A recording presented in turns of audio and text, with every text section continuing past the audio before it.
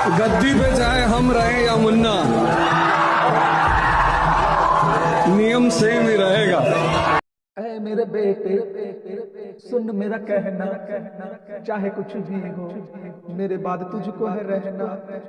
रखना भरोसा मुझ पे सदा तू, कल तेरे पापा रहे न रहे, सोचा था जो वो वक्त आ गया।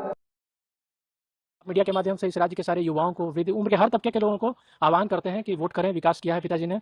पिछले बार आप लोगों ने 43 सीट दे दिया, तब भी उन्होंने विकास का क्रम जारी रखा। तो इस बार थोड़ा सीट बढ़ाना मांगता है ताकि आगे भी पिताजी विकास जारी रखें। अपने पार्टी के कार्यकर्ताओं को भी मैं आह्वान करता हूं, जाइए जन जन तक पिताजी की नीतियां जो उन्होंने 19 साल में काम किया है, विकास किया, उसको जन जन तक पहुंचाएं। जनता को मालूम होना चाहिए ना कि क्या होना चाहिए, उसमें कमी नहीं होनी चाहिए। तब जाके जनता समझे कि हाँ ये लायक है तो ठीक है। एनडीए भी घोषित करें और हमारे जेडीयू भी कार्यकर्ता, सारे नेता सब मिलकर घोषित करें। एनडीए घोषित सीएम है और सीएम के उनके नेतृत्व में हमारी सरकार बने, फिर से विकास का क्रम जारी रखें।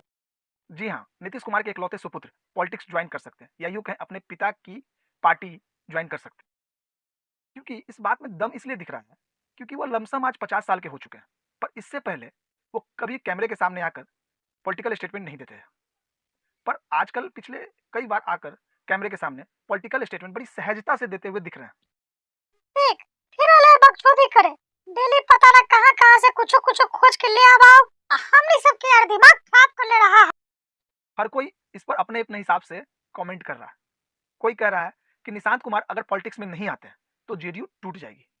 कोई कह रहा है देखा ना नीतीश कुमार कितना परिवारवाद का विरोध करते थे, लालू जी को भी कई बार इस परिवारवाद के खिलाफ सुनाया है उन्होंने, पर जब अपने उत्तराधिकारी बनाने की बात हुई पार्टी में तो उनको भी अपना बेटा ही दिखा।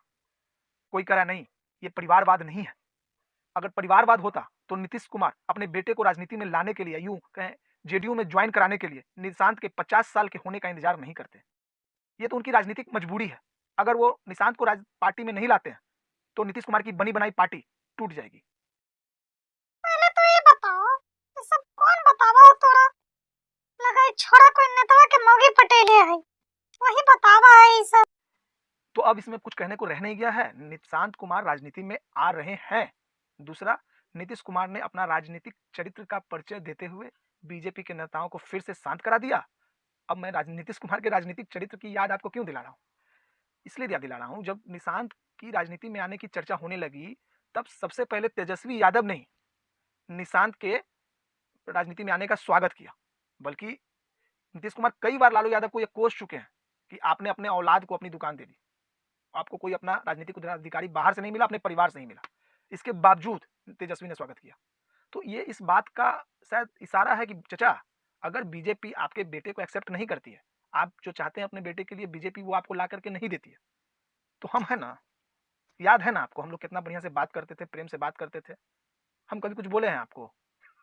कम से कम एक बार बता तो देते कि हम नहीं रहना चाहते यार। इस बार तो आपने कुछ कहा भी नहीं। आपको हम कुछ कहते हैं? आप बताइए, हम आपको कुछ कहे हैं? कितना अच्छा हम लोग बातचीत करते थे, हर चीज करते थे। लेकिन अब चलिए ठीक है, अच्छे पल को तो हम जिंदगी भर याद करेंगे, संजो को रखेंगे। उसमें हमारे आज हम लोग इतना अपने आप को सेफ्टी महसूस कर रहे हैं कि हम लोग पुरुष के ऊपर हम लोग चढ़ के बात करते हैं, अबे माधव जो तुम ऐसे हो। पर हम लोग इतना अपने आप को इतना सेफ्टी करते हैं कि हम लोग बेधड़क गाली बकते हैं, बेधड़क